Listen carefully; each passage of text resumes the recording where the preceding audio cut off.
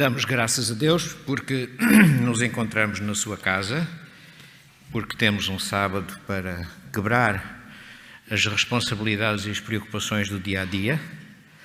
Damos graças a Deus porque podemos reencontrar algumas caras que já há muito tempo nós não conseguíamos ver e que tiveram de atravessar o mar para cá chegar. Damos graças a Deus pela vossa presença, bem como os nossos irmãos que continuam aqui em Setúbal, mas que nem sempre, quando vimos à igreja, encontramos os mesmos, não é?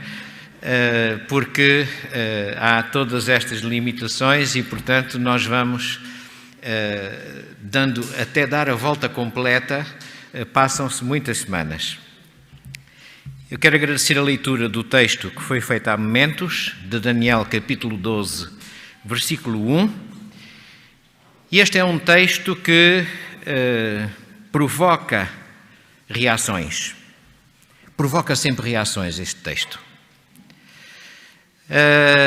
Uns dirão assim: lá vem ele outra vez meter-nos medo. Deixem-no falar. Outros dirão: que horror! Eu não quero viver esse tempo. Outros nem sequer irão prestar atenção. Farão ouvidos mocos. Outros poderão ficar atentos e concluir: que grande esperança. No estudo que hoje eu procurarei partilhar convosco, devo dizer-vos que este estudo me sacudiu. Também me empolgou e mostrou-me o nosso Deus de amor. Não vou fazer muitos comentários. Hoje vai ser uma pregação de leituras e por isso peço a vossa paciência para muitas leituras e para, talvez, algum tempo um pouco mais longo do que aquilo que é habitual. Mas devo dizer-vos que, embora não sendo alfaiate, eu tive de fazer muitos cortes para não sobrecarregar demasiadamente esta meditação. Mas aquilo que partilharei convosco encontra-se principalmente neste livro, Eventos Finais, os eventos do tempo do fim, os eventos dos últimos tempos. Trata-se de uma coletânea, peço desculpa, eu pensava que já tinha sido retirada a imagem e atrapalhei-me ali nos quadrados do monitor. Muito obrigado. Tratando-se de uma coletânea, inclui citações de vários livros, incluindo a Palavra de Deus, a Bíblia. Então, estas citações de Ellen White foram, digamos que, juntas, retiradas dos livros originais e juntas neste livro Eventos Finais. Não vou falar sobre o livro todo, naturalmente, mas é um livro pequeno e que se lê muito bem. Convido-vos a fazerem uma leitura calma, atenta e com oração deste livro. E depois, se tiverem alguma dúvida, vão aos originais para poderem ler o contexto de cada uma das citações que foram incluídas neste livro, dos quais aquele que mais vezes é citado é precisamente o grande conflito, e que todos nós conhecemos, é um dos ex-libris das obras literárias que Ellen White nos deixou, orientada pelo Espírito Santo. Neste livro, dedicar-me-ei especialmente aos capítulos 18 e 19, quase no fim do livro. Portanto, se depois quiserem ler as citações completas, uma vez que eu fiz muitos cortes, podereis procurar nos capítulos 18 e 19 do livro Eventos Finais. Bom, aquele texto falou-nos de um tempo de angústia qual nunca houve. E esta é a frase que assusta muitas pessoas. E é a frase que leva muitas pessoas a não quererem ouvir falar disto. É a frase que leva muitos quadrantes do cristianismo a considerar este assunto como um tabu. E, portanto, é um assunto do qual não se deve falar. Mas é também uma frase que leva muitos cristãos a fazerem deste assunto a sua principal mensagem. A mensagem do terror, a mensagem de que vamos sofrer, a mensagem de que podemos morrer, a mensagem de que serão tempos muito, muito difíceis e muitos não vão suportar.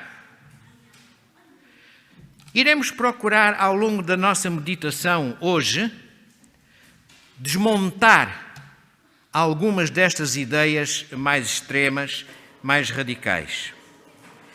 Eu começo por vos levar ao livro Primeiros Escritos, outro livro muito importante, muito interessante e que também é muito citado no livro Eventos Finais. Primeiros Escritos, páginas 36 a 38, num capítulo pequeno e intitulado O Selamento, nós deparamos com esta descrição. É muito interessante. É a citação mais longa que eu lerei esta manhã, é precisamente esta. Ao principiar o Santo Sábado, 5 de janeiro de 1849, entregámo-nos à oração com a família do irmão Belden, em Rocky Hill, Connecticut.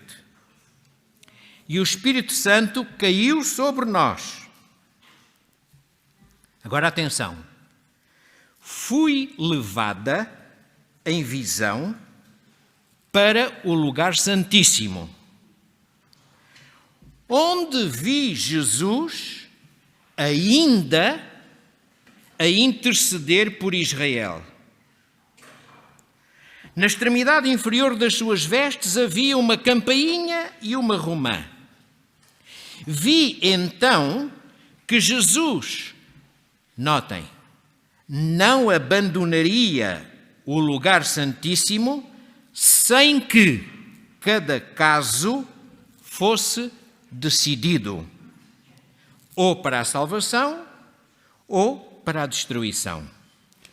Vi que a ira das nações, a ira de Deus e o tempo de julgar os mortos eram acontecimentos separados, distintos, seguindo-se um ao outro.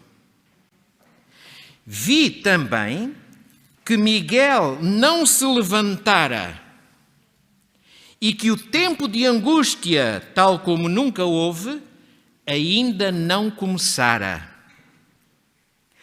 As nações estão a irar-se agora, mas quando o nosso sumo sacerdote concluir a sua obra no santuário, então levantar-se-á. E então as 7 últimas pragas serão derramadas. Faço aqui uma pequena interrupção nesta citação, para ficarmos com a ideia muito clara, meus estimados, de que o derramamento das 7 últimas pragas ainda não começou. Nós não estamos a viver o tempo do derramamento das 7 últimas pragas, contrariamente ao que muita gente diz. Mas aquilo que a Sra. White nos revela aqui é muito claro.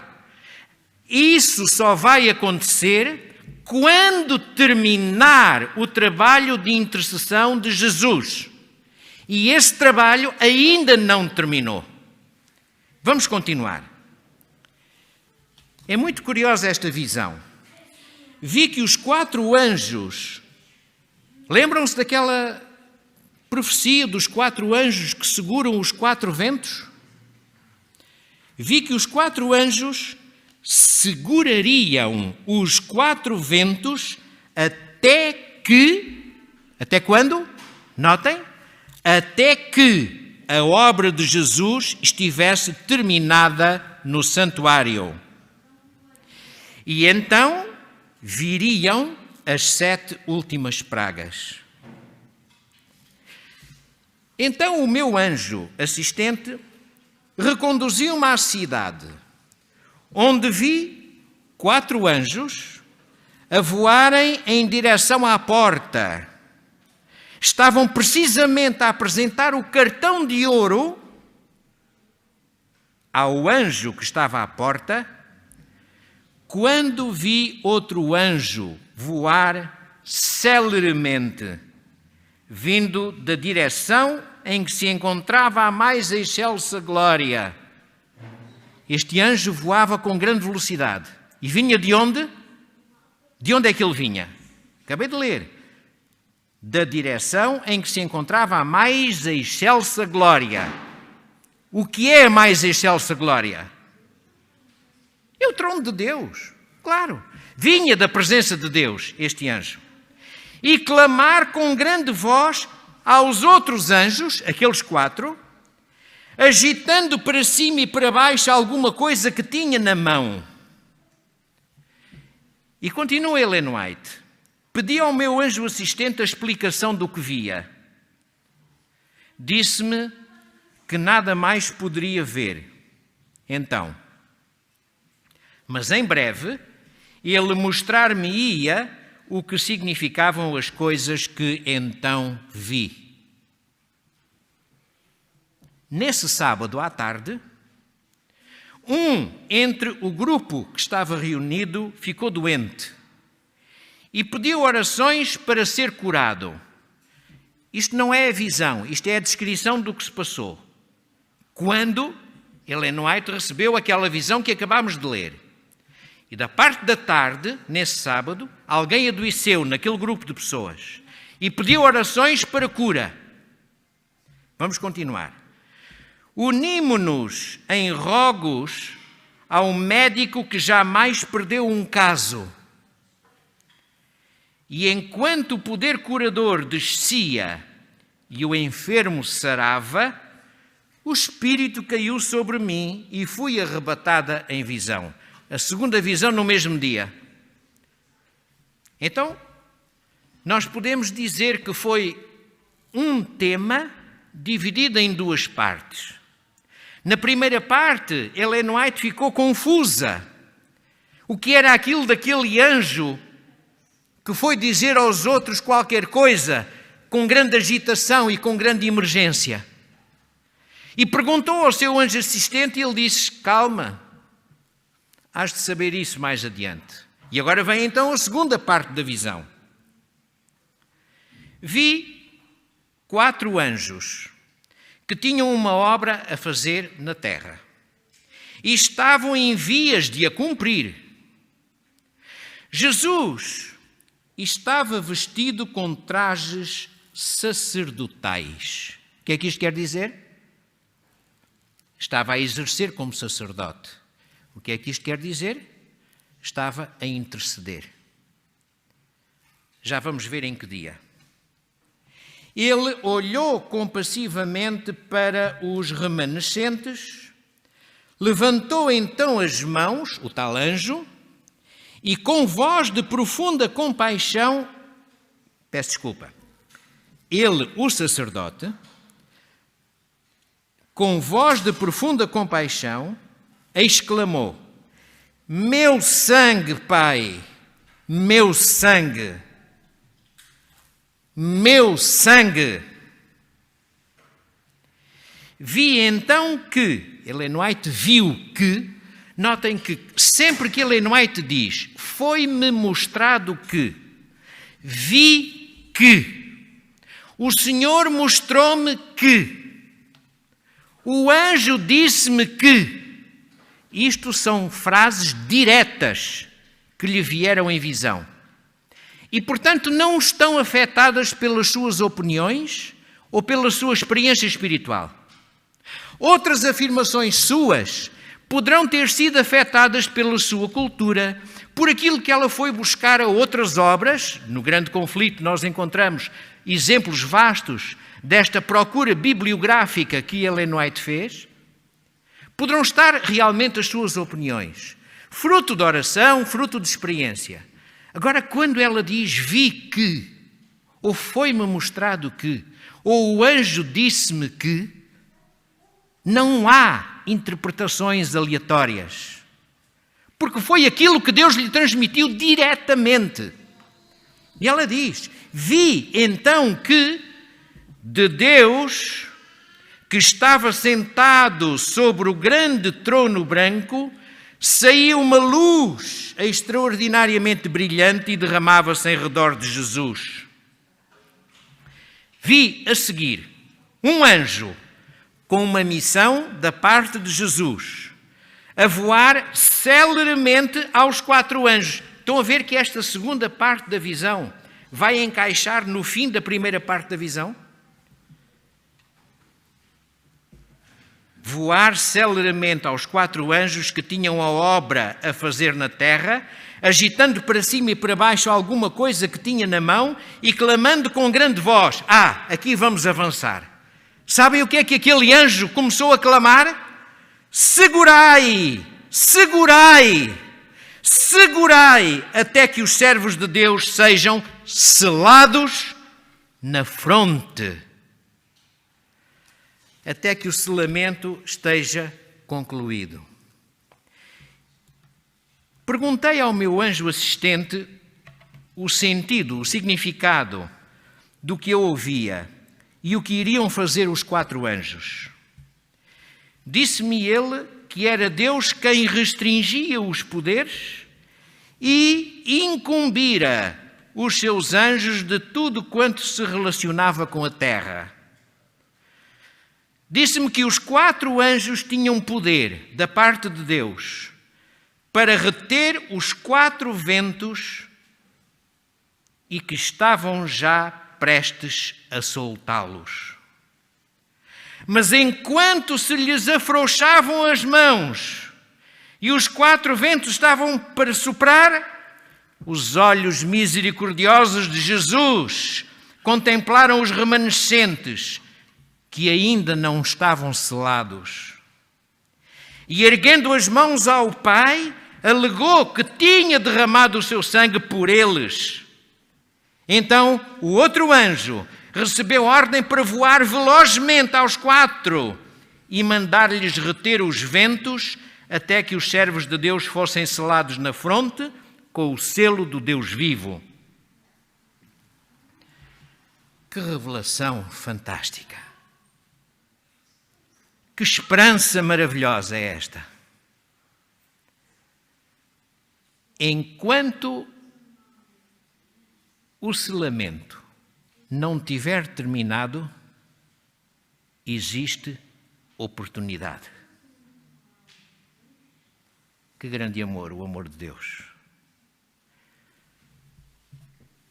No livro Eventos Finais, na página 219, em que é citado o grande conflito, páginas 613 e 614, lemos a seguinte afirmação: todos os que se mostraram fiéis aos preceitos divinos receberam o selo do Deus vivo.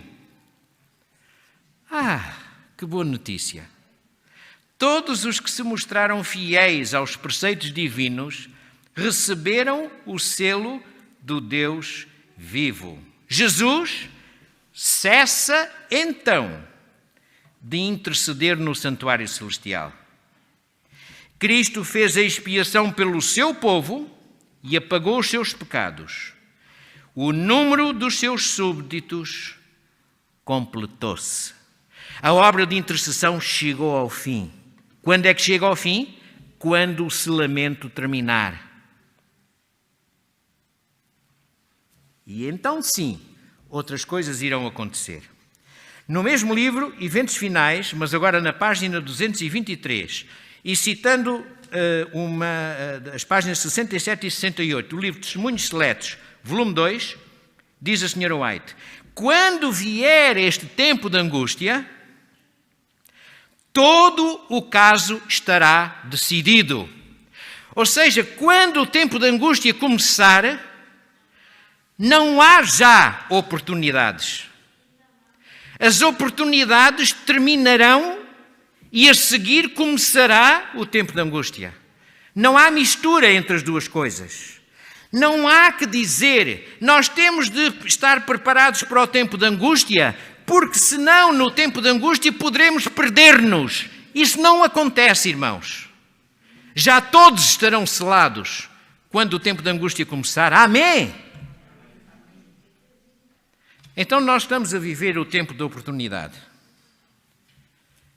Páginas 220 e 221 do livro Eventos Finais, agora citando Primeiros Escritos, outro livro muito interessante de Ellen White, na página 36, diz, baseado em Apocalipse 14 até 16, capítulos 14, 15 e 16.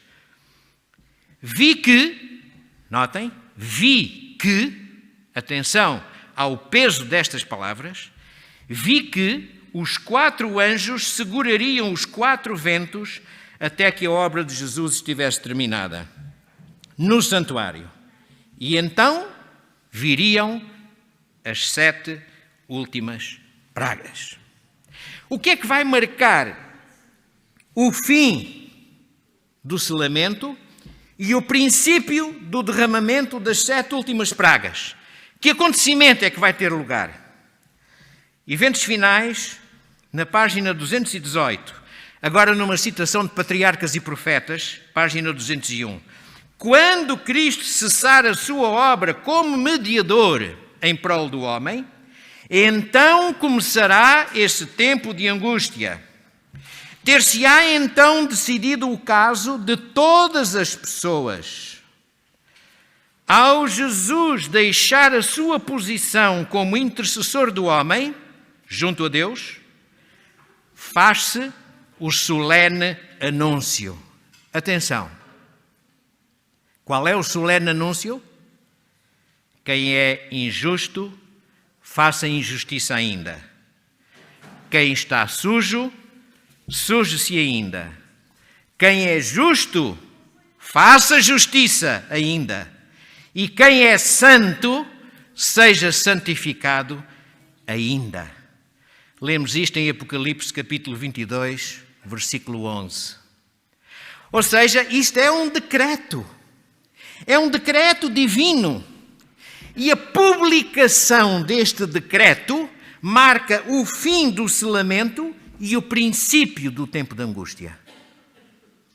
Marca também o fim das oportunidades, mas marca a grande verdade de que aqueles que estiveram no caminho do Senhor, nada os fará perder a salvação a partir deste momento. Estão salvos. Garantidamente salvos. Amém! Mas já não haverá oportunidades para mais ninguém. Os que estão perdidos também estão definitivamente perdidos. Por isso, nós que acreditamos estar a viver no tempo da oportunidade, aquilo que normalmente chamamos o tempo da graça, temos uma responsabilidade tremenda. E a responsabilidade, irmãos, não é fazermos acusações aos outros irmãos cristãos das outras igrejas. A responsabilidade que temos não é de andar a acusar as pessoas disto ou daquilo. Às vezes até os irmãos que se sentam ao nosso lado na igreja. A nossa responsabilidade não é essa. A nossa responsabilidade é chamar a atenção para o tempo de oportunidade. Ainda é tempo. Vamos pôr tudo em ordem com Deus, porque Ele quer salvar-nos. Ele ama-nos e quer-nos salvos. Isto sim é a mensagem que nós temos de pregar. Isto é que nós devíamos pôr na internet, meus irmãos. E não interpretações abusivas e distorcidas da profecia. O amor de Deus, o plano da salvação. Isto é que nós temos de pregar aos outros, porque é isto que lhes confere o sentido da oportunidade. E não atormentá-los com jugos demasiadamente pesados que não são o jugo de Cristo, conforme o nosso irmão Filipe Valente nos explicou hoje na lição da Escola Sabatina. Deixemos de nos empolgar com estas notícias abusivamente interpretadas como sendo isto e aquilo e aquele outro. Mas nós vamos voltar a este assunto daqui a momentos.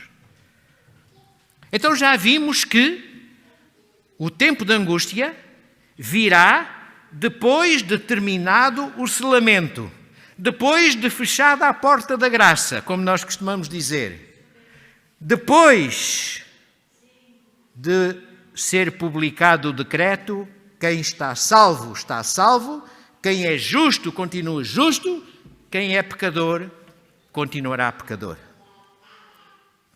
Aí serão então derramadas as 7 últimas pragas. Nós não vamos falar propriamente das pragas, não é a nossa intenção, mas importa saber como é que é este tempo de angústia. O que é que vai acontecer neste tempo de angústia? E porquê é que é um tempo de angústia? Notem bem, não diz a palavra de Deus que é um tempo de dor física. O que a palavra de Deus diz é que é um tempo de angústia como nunca tinha havido. E a similitude que é encontrada com a experiência de Jacó é solene. Recordam-se da grande noite de angústia de Jacó? E por isso se chama a este tempo especial de angústia o tempo da angústia de Jacó? Jacó, o seu grande sofrimento não foi nos ossos nem nos músculos. O seu grande sofrimento foi que queria uma bênção. E lutou a noite toda para receber essa bênção. Não te deixarei partir sem que me dês a tua bênção. Recordam-se de ele ter dito isto? Este é o sofrimento que vai marcar os filhos de Deus no tempo de angústia. O tempo de angústia será realmente um tempo difícil, também fisicamente, mas para aqueles que não foram selados com o selo do Deus vivo. Mas isso é outra história. Porque nós o que queremos é estar no grupo dos que são selados pelo selo do Deus vivo. Ou não é? Amém. Bom, este será um tempo inimaginável, mesmo incompreensível. No livro Eventos Finais, página 219, citando o grande conflito, páginas 621 e 622, diz assim: este tempo exigirá uma fé que possa suportar o cansaço, a demora e a fome. Fé que não desfaleça, ainda que severamente provada. E necessitaremos de uma experiência que agora não possuímos e que muitos são demasiadamente indolentes para obter. A mais vívida descrição não pode atingir a grandeza daquela prova. Quando eu li esta frase com calma, como eu vos dizia há pouco, com oração, pensando profundamente, houve uma palavra que me bateu aqui na cabeça de uma maneira extraordinária. Sabem qual é? Indolentes. Disse, bom, eu estou a ler em português. Mas isto não foi escrito em português, foi escrito em inglês. Qual será a palavra que a Sra. White usou para traduzir esta ideia? E a palavra que ela usou foi precisamente indolente.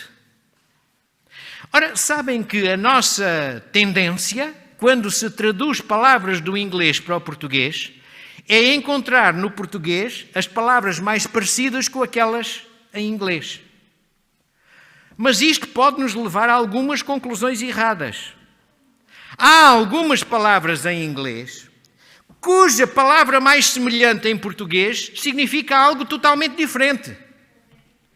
Não vou dar-vos uma aula de inglês porque nem sou a pessoa indicada para isso. Mas procurei ouvir várias opiniões, claro que fui ao dicionário, e percebi que a palavra indolente é uma palavra que tem muitos sinónimos. Desde a preguiça, a indolência, a inatividade, a irresponsabilidade, enfim. E pensei, mas se nós dizemos que haverá pessoas, e a Sra. White fala-nos disso, que há pessoas que não tendo estrutura para poderem suportar a angústia do tempo de angústia, que essas pessoas vão morrer após o seu selamento, mas antes do início do tempo de angústia, porque não resistiriam. São essas as pessoas a que, na tradução portuguesa, se chama indolentes. Se essas pessoas vão morrer antes, e se são salvos, então não pode ser indolência. O significado não pode ser indolência, porque indolência é um defeito tremendo. Não pode ser, tem que ser uma outra característica. E andei à procura, como vos disse. E falei com pessoas treinadas no inglês, nomeadamente o inglês norte-americano, porque foi em inglês norte-americano que Ellen White escreveu os seus textos. E o que me foi dito é que esse termo indolente tem realmente muitos significados, mas que há um significado que tem que dizer com lentos, hiporreativos ou suscetíveis. Poderíamos dizer frágeis. E aqui já não se trata propriamente de defeitos, mas de características. São pessoas, usando uma linguagem mais moderna, poderíamos dizer, são pessoas pouco resilientes. E pelo amor de Deus, essas pessoas vão ser poupadas ao tempo da angústia. Então, meus estimados, por que andarmos ansiosos, angustiados com o tempo da angústia? Deus tem tudo controlado, tem tudo organizado, como dizia o nosso irmão Filipe há pouco. Deus tem tudo preparado para que aqueles que enfrentarem o tempo da angústia vão ser capazes de resistir a todas as provas que lhe vão acontecer. Por isso, eu não podia ficar quieto com esta mensagem. E eu quis trazê-la aos meus queridos irmãos. E quero agradecer aqui a uma pessoa de família que nos está a acompanhar neste momento. Não está cá em Setúbal. Mas que me sugeriu que eu voltasse a ler estes 2 capítulos do livro Eventos Finais. Sabem que este livro, eu já o tinha lido algumas vezes. Serviu de base, juntamente com um outro chamado Preparação para a Crise Final, que levanta algumas dificuldades, mas que tem a sua utilidade, e utilizámo-lo como inspiração, digamos assim, para algumas atividades da juventude há algumas décadas atrás. As famosas caminhadas de sobrevivência pelo Alentejo, sob a direção do nosso querido irmão João Parreirinha. E estudámos durante os fins de semana prolongados exatamente estes acontecimentos. Mas, quando eu voltei a ler agora, isto foi mais longe. Tocou-me muito mais. E conhecendo o clima que existe à nossa volta, no Facebook, noutras redes sociais e até naquilo que dizemos ao ouvido dos nossos irmãos, um clima hostil contra aqueles que ainda têm a oportunidade de se arrepender. Um clima hostil contra a própria estrutura da Igreja. Um clima que tenta interpretar forçadamente certas coisas que não são assim. Eu não posso ficar calado perante isto, meus estimados. Não venho aqui com a intenção de contrariar ninguém, nem ninguém especialmente. Mas o que eu gostaria de convidar as minhas queridas irmãs e os meus queridos irmãos, quer aqueles que estamos aqui, quer aqueles que estamos a seguir pela internet, que eu queria convidar é que estudemos com espírito aberto e com oração. E dúvidas não vamos ter. Bom, estes tempos difíceis do tempo de angústia são tempos de convulsão. Novamente, no mesmo livro, Eventos Finais, agora na página 221, citando um artigo publicado no Review and Herald, de 17 de setembro de 1901, diz assim a Sra. White: quando o anjo da misericórdia dobrar as asas e for embora, Satanás cometerá os maus atos que desde há muito tempo tem desejado praticar. Quando os 4 ventos forem soltos. Tormentas e tempestades. Guerras e derramamento de sangue. Tão completamente serão os homens enganados por ele, que declararão que essas calamidades constituem o resultado da profanação do primeiro dia da semana. Temos aqui uma coisa concreta. Aquilo que vai servir de base para a raiva contra os que estão selados pelo selo de Deus vivo é precisamente não acatarem certas leis religiosas, nomeadamente a obrigatoriedade da observância do primeiro dia da semana. Face a isto, vai ser publicado um outro decreto, mas este não vem de Deus. Aquilo a que nós vulgarmente chamamos o decreto de morte. Página 221 do livro Eventos Finais, em que Ellen White cita o livro Primeiros Escritos, páginas 36 e 37, e a propósito do capítulo 13 de Apocalipse, que eu também vos convido a ler, aliás, desde 13 até 16, saiu um decreto para se matar os santos, o que fez com que estes clamassem de dia e de noite por livramento. Notem bem,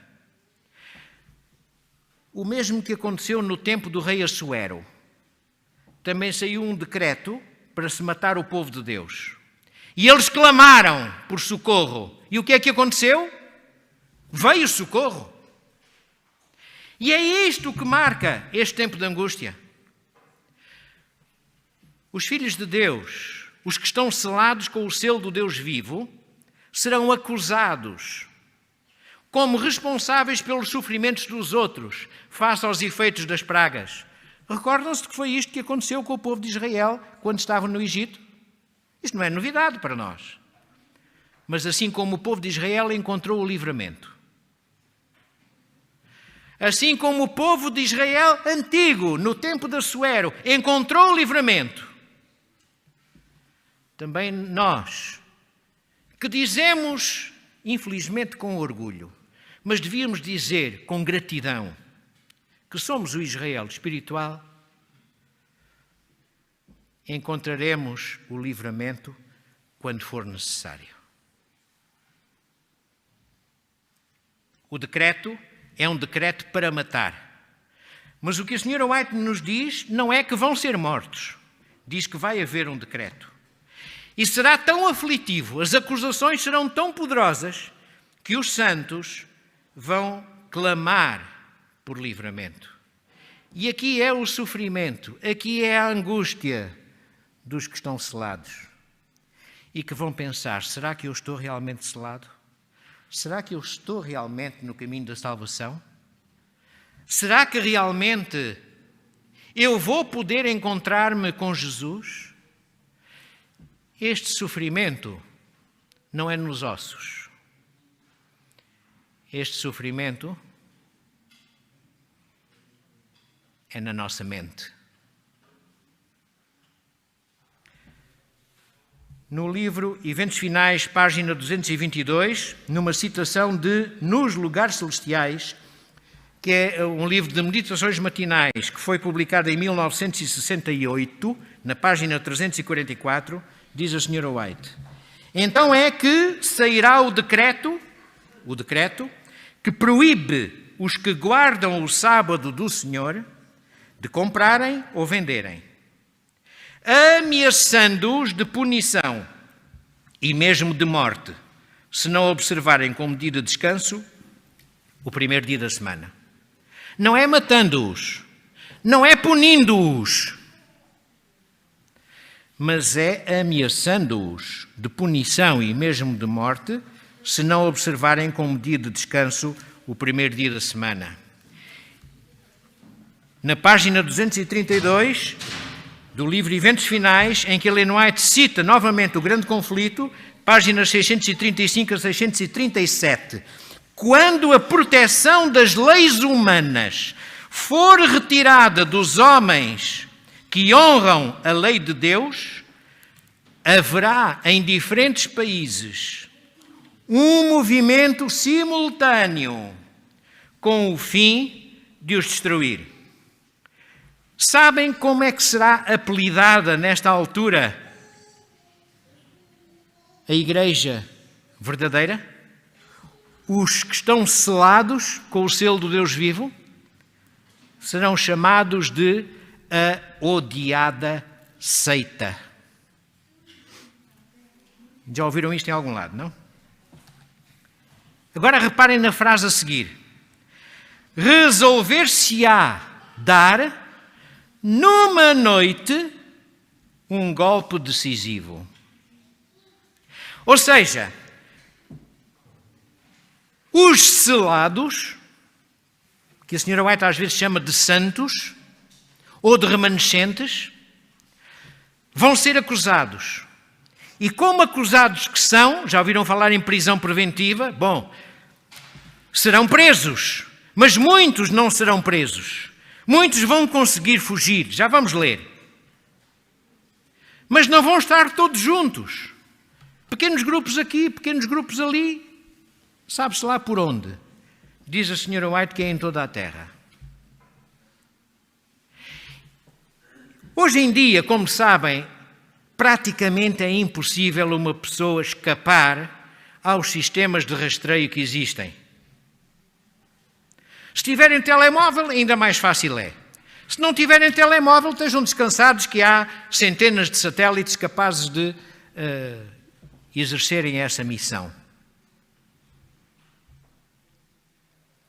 Por isso, não vale a pena estarem a pensar que a vacina contra a Covid-19 tem um chip que depois nos torna suscetíveis a ser encontrados nas montanhas quando fugirmos. Oh, meus irmãos, peço-vos, por favor, não tenham a falta de inteligência de acreditar nisto.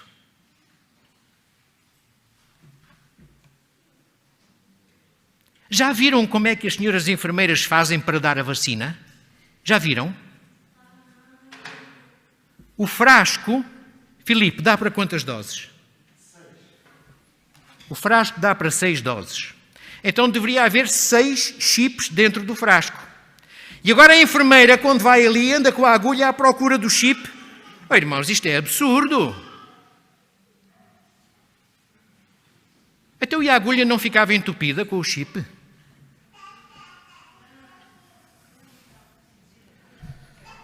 Pode parecer muito bonito, pode parecer muito bem, a nossa fé maravilhosa.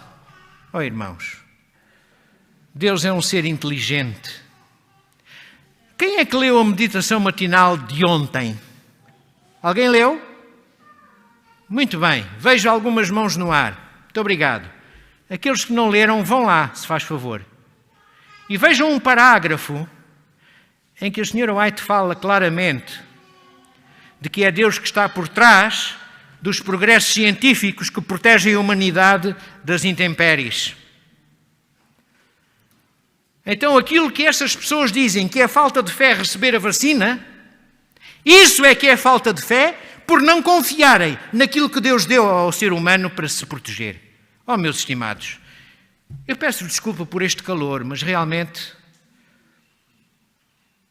nós temos de ser tranquilos na paz do Senhor. E é isso que nos falta. Fechamos o parênteses.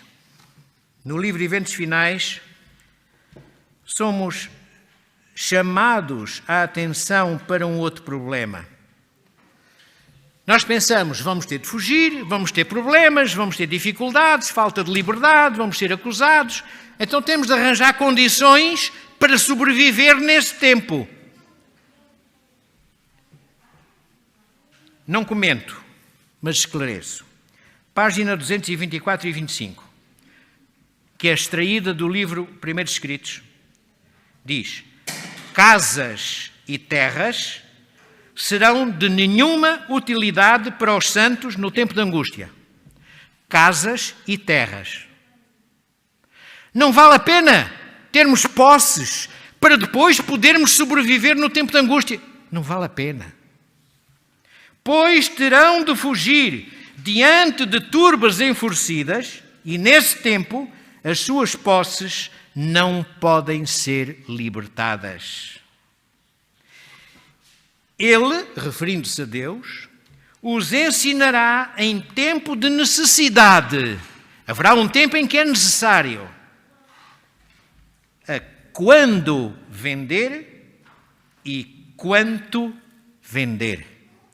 Ou seja, aqueles que têm em casa, aqueles que têm boas contas bancárias, aqueles que têm riqueza, seja ela grande ou pequena, não têm de a deixar guardada para o tempo de angústia, porque no tempo de angústia não vai valer de nada, porque não vão lá conseguir chegar. Tudo lhes vai ser tomado da mão. E então podem pensar, bem, então é agora que vamos vender a casa, vamos vender a quinta e vamos para debaixo da ponte.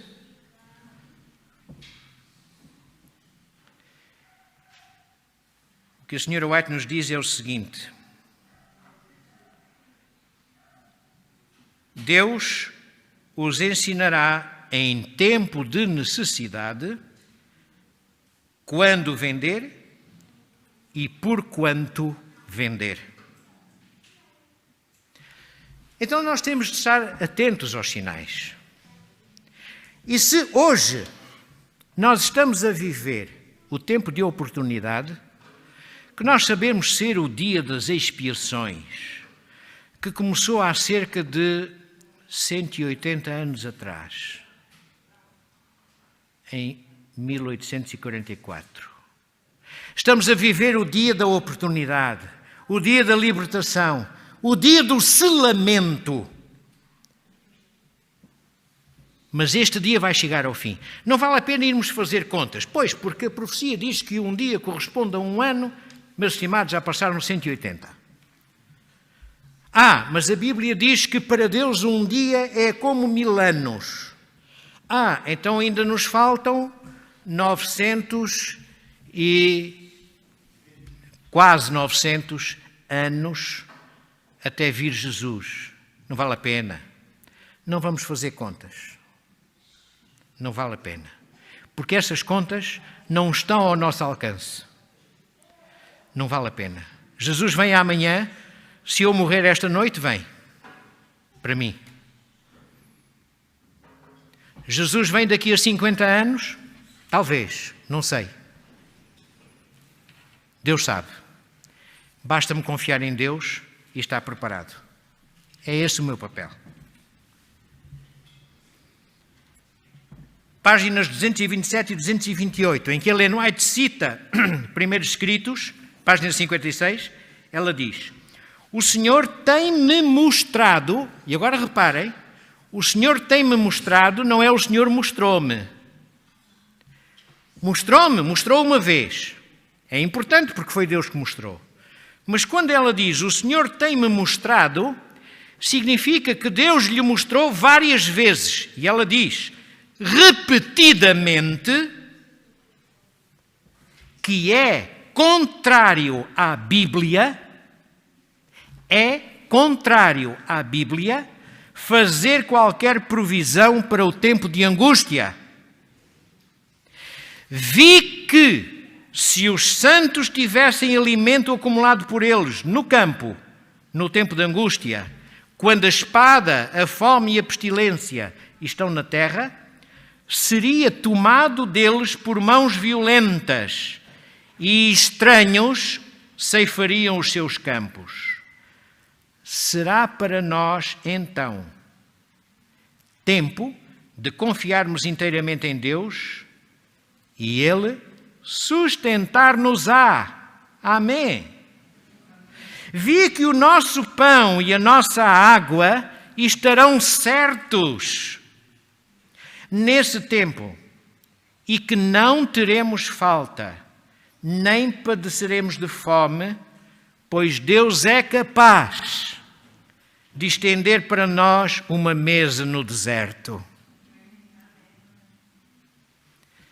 E na mesma página do livro Eventos Finais, mas agora citando o manuscrito 2 de 1858, Ellen White diz, no tempo da angústia, ninguém se afadigará com as mãos.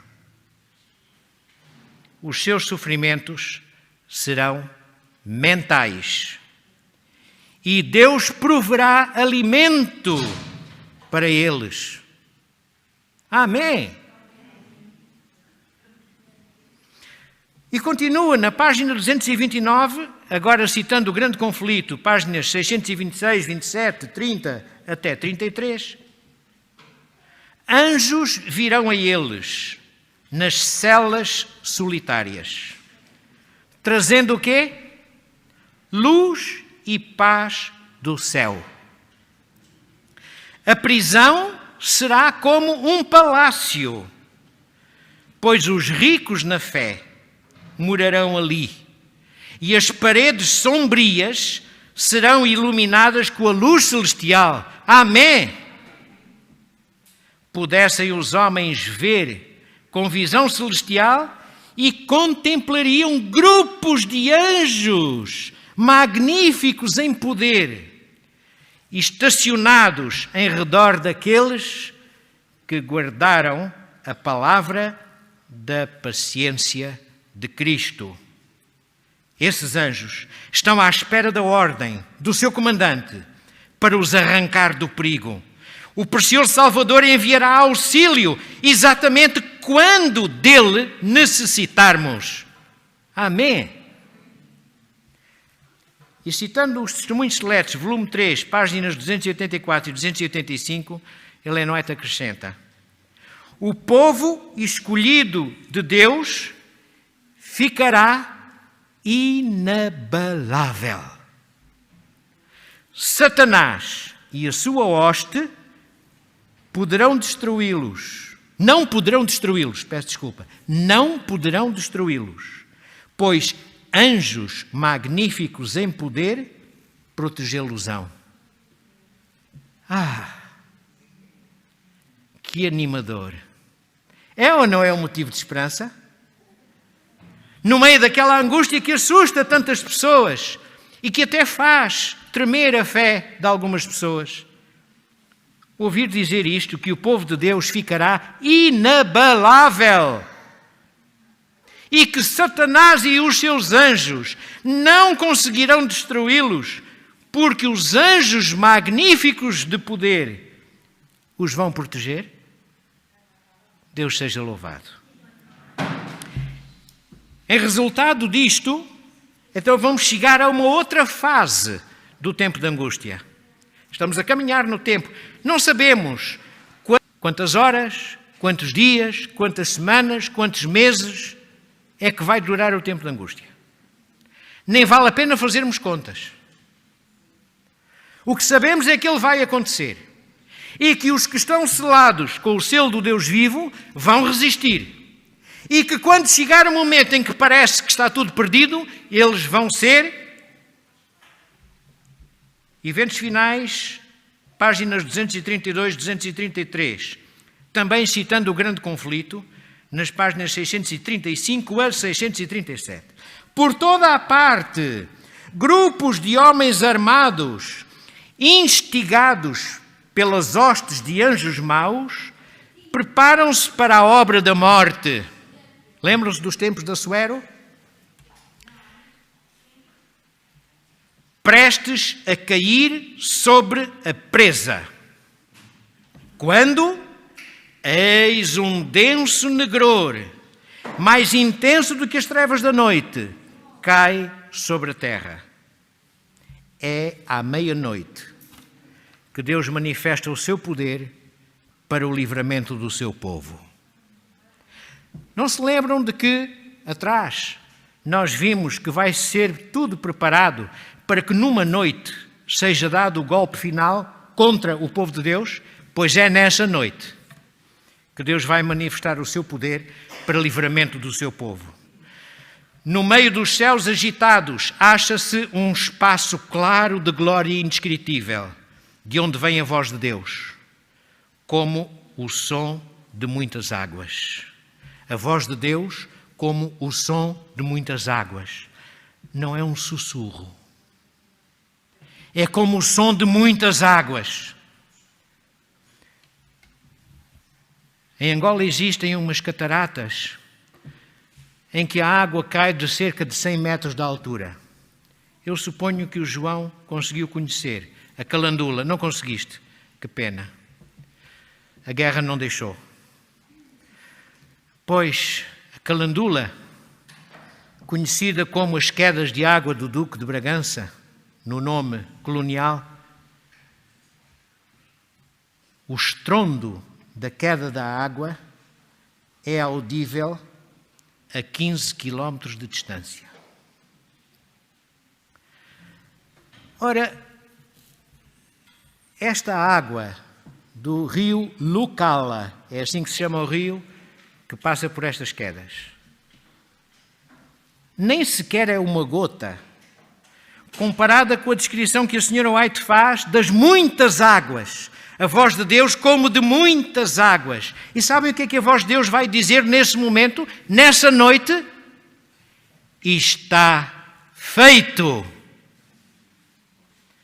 O mesmo que Jesus disse quando estava prestes a perder a sua consciência na cruz. Podemos ler isto em Apocalipse 16, 17. Essa voz abala os céus e a terra.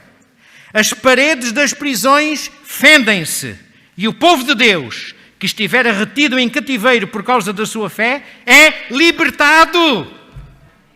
Amém. Perante esta voz, como de muitas águas. Estamos quase a terminar, meus estimados, mas ainda preciso de um pouco da vossa paciência. Como é que este tempo de angústia vai terminar? Bom, já vimos com a libertação, mas vamos ver algumas coisas concretas. Eventos finais, página 234 e 235, em que a senhora White cita o grande conflito, novamente nas páginas 636 e 637. E também Apocalipse, capítulo 16, versículos 18 até 21.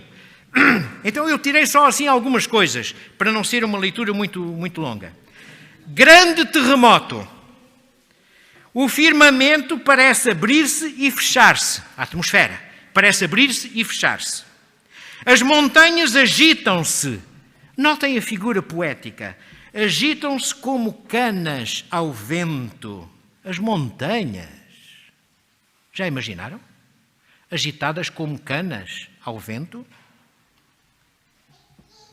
E anfractuosas rochas são espalhadas por todos os lados. Desaparecem ilhas habitadas. e vão cair grandes pedras de saraiva. E a Bíblia até diz o seu tamanho, ou melhor, o seu peso. Diz que pesam 1 talento. Sabem qual é o peso de 1 talento nas medidas dos nossos dias? Quase 35 quilos. 34,2. Já imaginaram pedras de granizo a caírem com 34 quilos de peso?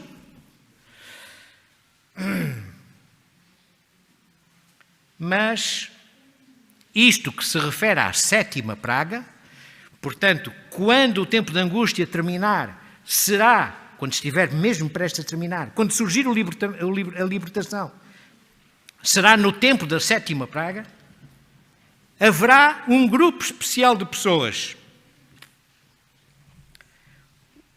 os 144.000 vitoriosos e sobreviventes.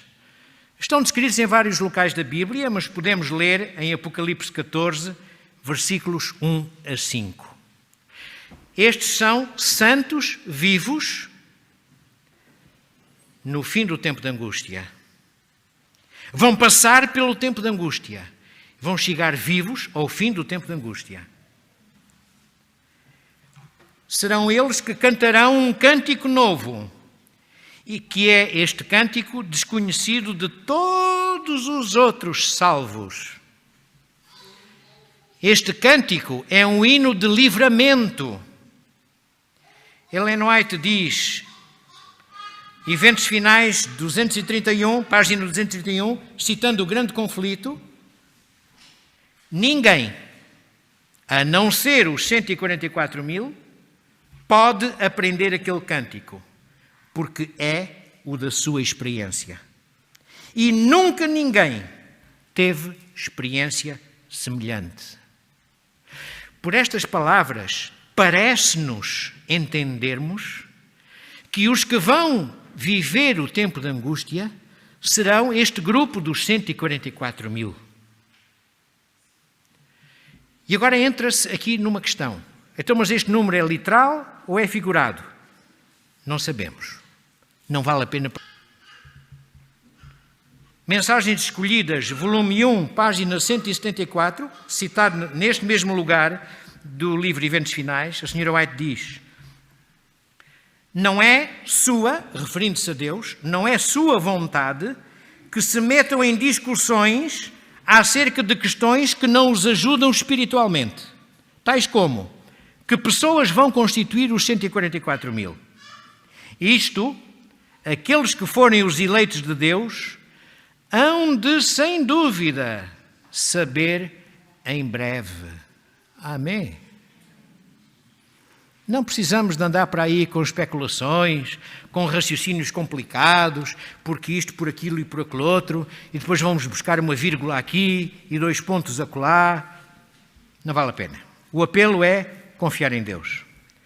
Ainda em Eventos Finais, página 235, citando primeiros escritos na página 15, diz: os santos vivos, em número de 144.000, reconheceram e entenderam a voz, a tal voz como de muitas águas, ao passo que os ímpios julgaram que fosse um trovão ou um terremoto. Eu já passei por alguns terremotos ligeiros, mas conheço pessoas que passaram por terremotos sérios e que me descreveram este som que vem debaixo do chão e que a senhora White diz ser como de um trovão para os ímpios, mas que é a voz de Deus, como que é a voz a dizer: está feito. Na página 237, citando uma publicação muito interessante que não existe em português, Manuscript Releases, no volume 9, página 252, em que é um manuscrito que foi redigido em 1886, a senhora White diz: os que desempenharam a parte mais saliente na rejeição e crucificação de Cristo ressuscitam para o verem como Ele é, e os que rejeitaram Cristo ressurgem e veem os santos glorificados. É nessa ocasião que os santos serão transformados num momento, num abrir e fechar de olhos, para serem arrebatados ao encontro do seu Senhor nos ares. É caso para dizermos Maranata. E ainda na página 237, agora citando o livro Mensagens Escolhidas, volume 1, página 76, Ellen White diz: não tenho o mais leve conhecimento quanto ao tempo anunciado pela voz de Deus. Ouvi a hora proclamada, mas não tinha lembrança alguma daquela hora. A senhora White, na tal visão, ouviu Deus anunciar a hora, mas quando a visão acabou, ela já se tinha esquecido. Não conseguiu reter aquela informação. Logo a seguir a essa voz, a voz de muitas águas, apareceu a grande nuvem branca, sobre a qual estava sentado o Filho do Homem. E citando o livro O Grande Conflito, páginas 640 a 142, podemos continuar a ler, nos eventos finais, página 237, surge logo no Oriente uma pequena nuvem negra, aproximadamente da metade do tamanho da mão de um homem. É a nuvem que rodeia o Salvador e que, à distância, parece estar envolvida em trevas. O povo de Deus sabe ser esse o sinal do Filho do Homem. Em solene silêncio fitam-na enquanto se aproxima da terra, cada vez mais brilhante e gloriosa, até se tornar na grande nuvem branca, mostrando na base uma glória semelhante ao fogo consumidor e encimada pelo arco-íris do concerto. Jesus, na nuvem, avança como poderoso vencedor. Com antífonas de melodia celestial, os santos anjos acompanham-no no seu avanço. O firmamento parece repleto de formas radiantes, milhares de milhares, milhões de milhões. Amém. O Rei dos Reis desce sobre a nuvem, envolto em fogo chamejante. Os céus enrolam-se como um pergaminho, a terra treme diante dele e todas as montanhas e ilhas movem-se do seu lugar. E então vem um acontecimento. Quando isto tudo está a suceder, acontece algo que vem completar isto. Eventos finais 234, 235, citando outra vez o Grande Conflito, nas páginas que já citei. Abrem-se sepulturas. E agora, segundo Daniel 12:2, muitos dos que dormem no pó da terra ressuscitarão. E continua a Sra. White. Todos os que morreram na fé da mensagem do terceiro anjo saem do túmulo glorificados. Já vamos ver o que é que isso significa. Os que zombaram e escarneceram da agonia de Cristo e os mais acérrimos inimigos da sua verdade e do seu povo ressuscitam para o contemplarem na sua glória e verem a honra conferida aos fiéis e obedientes. Ou seja, vai haver uma pequena ressurreição prévia para aqueles que rejeitaram Cristo e aqueles que perseguiram o seu povo, para poderem ver a glória de Cristo e para poderem ver a transformação ocorrida nos salvos. A seguir a esta pequena ressurreição, a chamada ressurreição especial, há a grande ressurreição. A ressurreição dos que morreram no Senhor, que não são aqueles que eram os 144 mil, mas que se vão juntar aos 144 mil. Coisas maravilhosas. Vejam o que é que a senhora White diz. Agora na página 235 do livro Eventos Finais. A atmosfera abriu-se e recuou. Pudemos então olhar através do espaço aberto em Órion, de onde vinha a voz de Deus. Aquela voz como de muitas águas, virá da constelação de Órion. E será audível na terra. E os santos vão perceber que é a voz de Deus. Amém. Página 238, situando outra vez algo registado na coleção Manuscript Releases, volume 9. As nuvens começam a enrolar-se como um pergaminho. Ouvem-se sons musicais. E à medida em que se aproximam, abrem-se as sepulturas e os mortos são ressuscitados. E no manuscrito 137 de 1897, também citado no mesmo local do livro Eventos Finais, diz: todo o santo que dorme em Jesus despertará. Amém. E continua, para que não haja dúvidas, citando o Desejado de Todas as Nações, página 606. Os preciosos mortos desde Adão até os últimos santos que morrerem hão de ouvir a voz do Filho de Deus e sairão dos sepulcros para a vida imortal. Amém. Na página 240 de Eventos Finais, os herdeiros de Deus vieram das águas furtadas, das choças, dos calabouços, dos cadafalsos, das montanhas, dos desertos, das covas da terra, das cavernas do mar. Amém. Não há sítio onde possa haver o corpo de um morto que tenha morrido na bem-aventurada esperança que não ouça a voz de Deus. Esta voz de muitas águas, e eles vão despertar para a vida.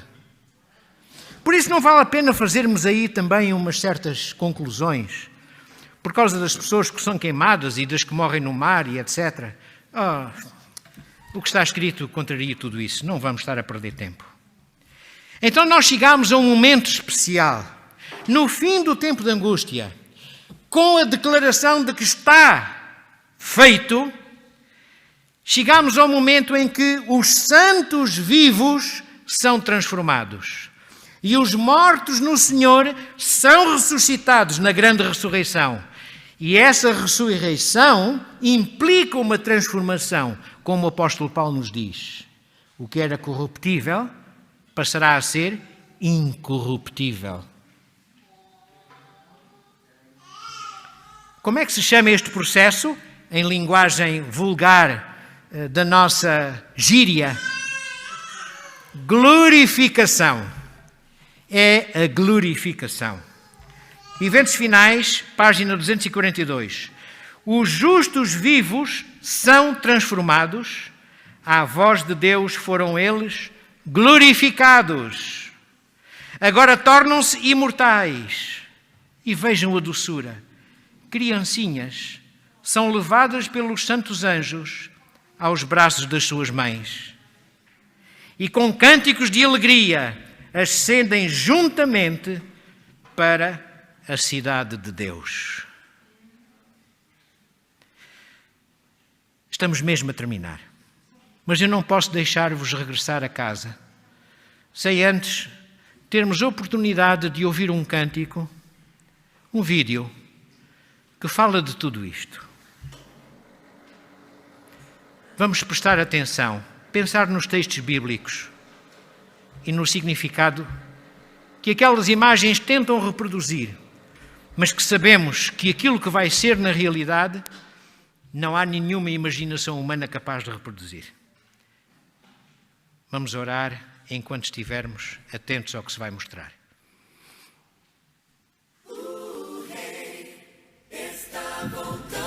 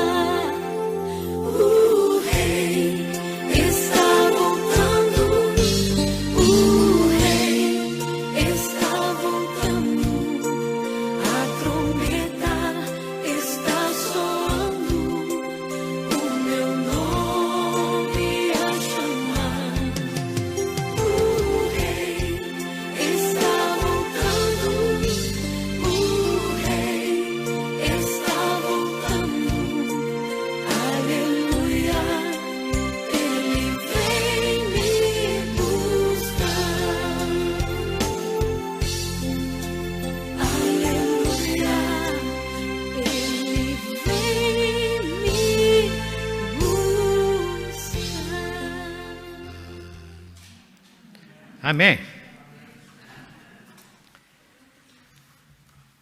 Nas sucessivas leituras que magoaram com certeza a vossa paciência e eu peço-vos desculpa uma vez mais.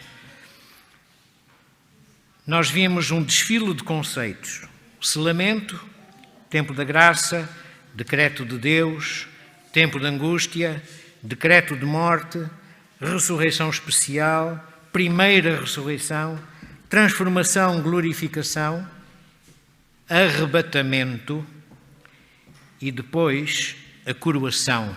Não li texto nenhum sobre a coroação, mas nestes 2 capítulos que vos referi do livro Eventos Finais, vem lá descrita. Leiam, no Grande Conflito também está. Leiam a coroação, fantástica aquela cerimónia, em que todos aqueles que estiveram nos 144.000 e todos aqueles que da tal grande, enorme multidão vão ser ressuscitados pela voz de muitas águas que vai chamar o seu nome, eles vão ser coroados.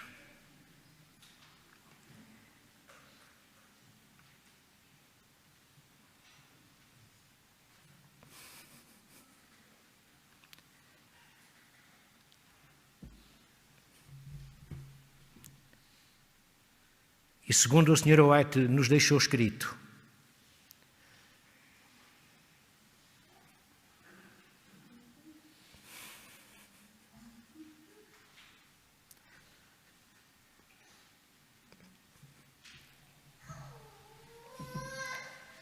Jesus olhará para eles e dirá: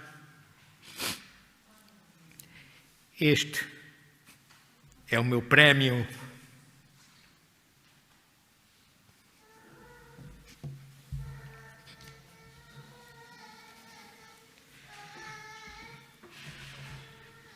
O prémio pelo seu sacrifício.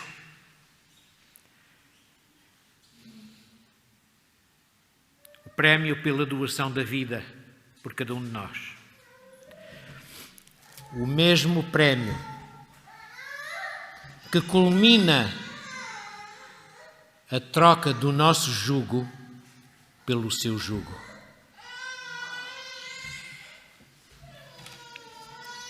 Espera-nos a glorificação, se quisermos. Espera-nos o arrebatamento. Espera-nos a coroação. Espera-nos alegria, felicidade, louvor, aclamação, vida imortal, coroas e harpas. E tantas outras coisas. Será que ficamos indiferentes a esta maravilhosa oferta que Deus preparou por nós, para nós, ao longo dos séculos? Cristo disse: vou preparar-vos lugar. E o preparar lugar inclui a organização desta festa maravilhosa. Queremos ou não participar dela?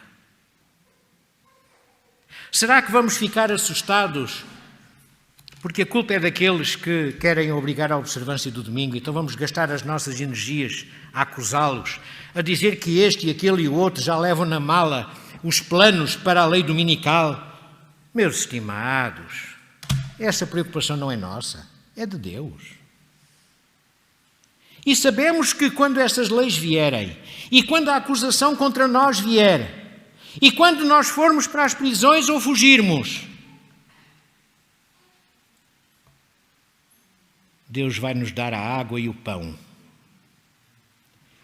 E quando parecer que eles estão em cima de nós para nos apanhar, o céu vai se abrir e fechar. O poder de Deus vai manifestar-se em socorro dos que estão do lado de Deus.